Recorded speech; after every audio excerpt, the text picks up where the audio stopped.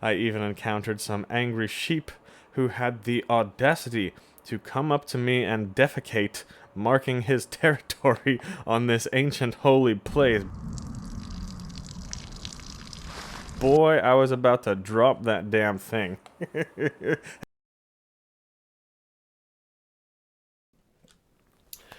Welcome alle sammen, a special video for you here today. I've been wanting to show you guys this place for many years. I've actually not even been here in my life because it's quite difficult to get to, but today we are in luck.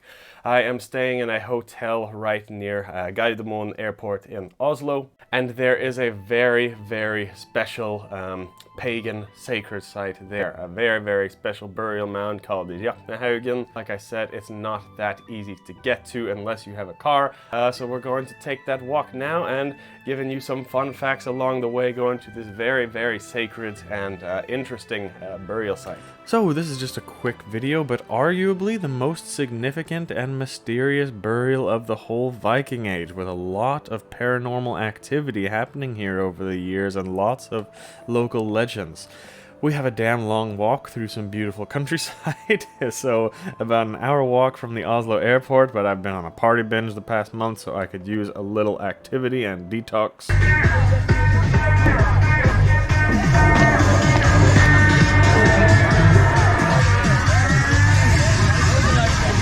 So Raknehaugen is located next to a small lake right at the crossroads of two very ancient trade routes, so we think probably it was the center of an ancient chiefdom here. The burial mound itself is dated to the migration period, so the mid-500s, quite a while before the Viking Age. We can tell the date pretty accurately actually due to the logs that were used to build this mound. Logs from 30,000 trees were used for this, and 97% of them have been shown to have been cut down in a single winter and then built the next summer. So you can just tell the massive manpower that must have gone into building this burial mound and how important the man was that was buried in here.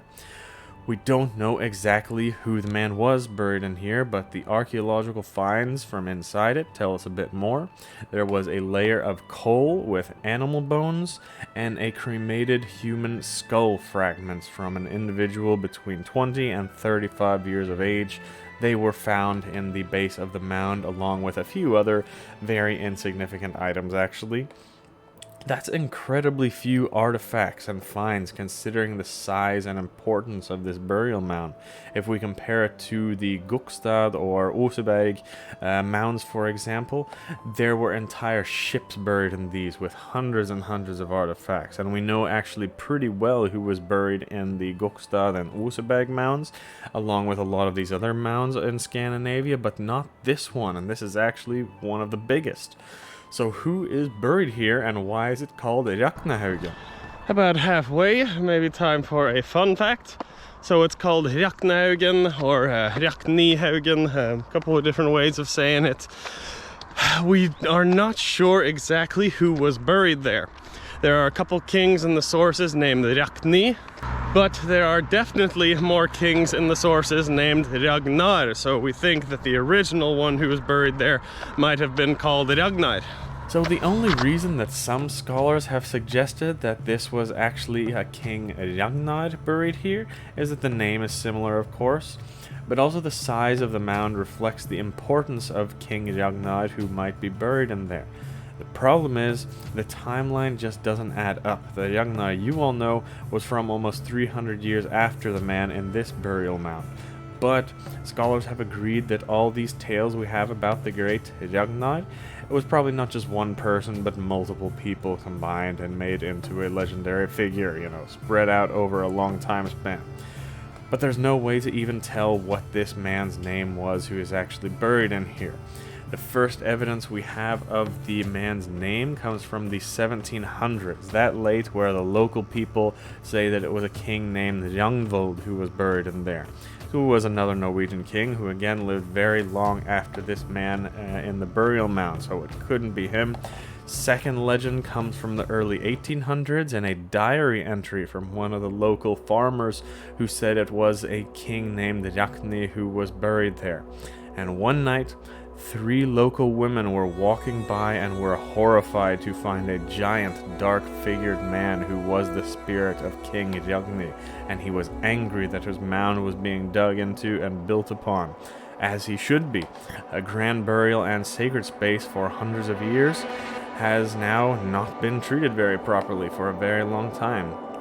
We have other local tales of supernatural experiences, but the first one actually dates to the Viking Age too. In Bárðar saga, the spirit of a dead king named Ragnar comes to the court of Olaf Tryggvason at Christmas time, and a man named Gest eventually destroys the spirit of this Ragnar and his 500 warriors and send them back to their mound in the north in some kind of spiritual warfare type of thing.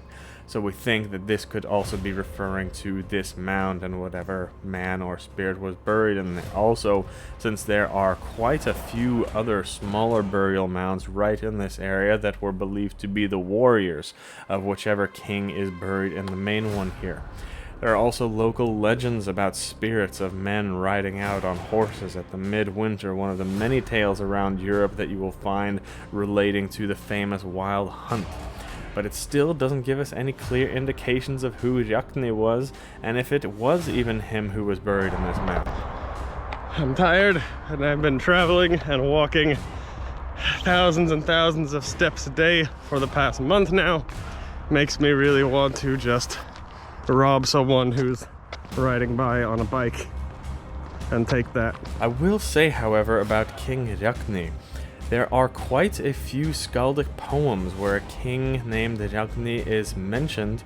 Not much information is given about him or his life. The only thing we really have are some incredibly powerful kennings or metaphors relating him to the sea. I mean, look at some of these. The sea is referred to here metaphorically as the roaring path of Rakni. Ragnar's path, Stiga Ragnar. And ships themselves are even referred to as the well-known steeds of Rakni. I mean, look at this, the way that Rakni is referred to in these Scaldic poems, it's almost godlike. This is not exactly the kind of language that is typically used about regular kings of the time. Was Rakni more than a king? Was he some sort of sea god, mythological figure? We don't know. But I can tell you one thing, the size of this burial mound and incredible energy in this area absolutely reflects the importance of the Rakni that would have been referred to in the Scaldic poem. So here we are at Raknehaugen. You know, when I read about it, it said that this was the largest burial mound in the north, and I didn't really believe them because we have a whole lot more burial mounds that have a lot more significance in Norwegian history and Scandinavian history. But now that I'm here, I think it actually is the largest burial mound in the north of Europe. It's massive. I think it's 15 meters high, something like 77 meters wide. And what's very interesting about this is there's not even a ship in here. All they found was one person in a coffin in the bottom of it and a cremated head of someone. So we don't know exactly who was in there from the archaeological finds. We have a couple things that you see here that were found in it, but really it's very crazy actually that there's a burial mound this big for something, you know, seemingly not that significant, such as other figures like the Oseberg ship or the burial mound of Harald Fairhair or the Gokstad ship, which were all very famous and some of the most powerful kings ever. But here, this King Rakni, or potentially as his name was Ragnar, he got pretty much the biggest burial mound around, so he must have been a very, very important and great man. As always, we need to take a walk up to the top, as this is what would have been done in pagan times. They would have came up here for some utiseta and they would have left offerings up here and things like that. So always, if you're near a burial mound, need to get to the top. And this one is definitely the hardest to get to the top since it's the tallest one to climb up. So let's have a look here. Also, I can just say being here made me kind of sad and nervous because it was kind of an angry, disturbed energy to the area. Chaotic. There were swarms of bugs everywhere, even though there wasn't any bugs elsewhere around the local area. There are also tons of overgrowth and shrubs on this mound, which is not present at any of the other big burial mounds of significance, and this one is just very poorly kept, honestly. Also, it's now a grazing land, and you have to watch out not to step in some shit on the way down. I even encountered some angry sheep who had the audacity to come up to me and defecate, marking his territory on this ancient holy place. Boy, I was about to drop that damn thing. Hey, I'm not as scared of a damn sheep, okay?